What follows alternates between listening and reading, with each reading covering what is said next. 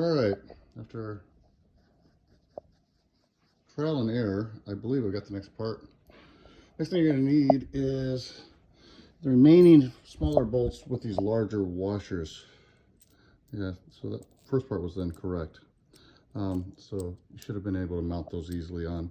Then you'll need to flip the tent on the opposite side of where you bracketed the ladder stuff. We'll put the ladder on later, but right now we're going to put this on. So you're going to slide a bolt into one of your rails, and you've got your washer, your bolt, and you're going to place it through one of the holes. You should see 4 holes, 1, 2, 3, and 4 down below on the opposite side. And then you're gonna have to reach inside the tent, and then you'll see the holes inside the tent.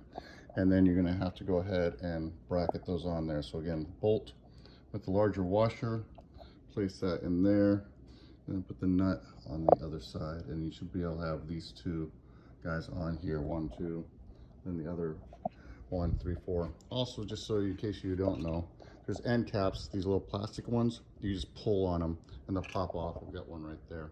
So again, just pull on it, just kind of wiggle it back and forth. It's nothing too tough, and you should be able to do it. And you'll see those are the holes. And this is, oops, the flat side goes obviously against there, but some of you guys that are brand new to working on things may not know that. So again, the flat side against the flat side here,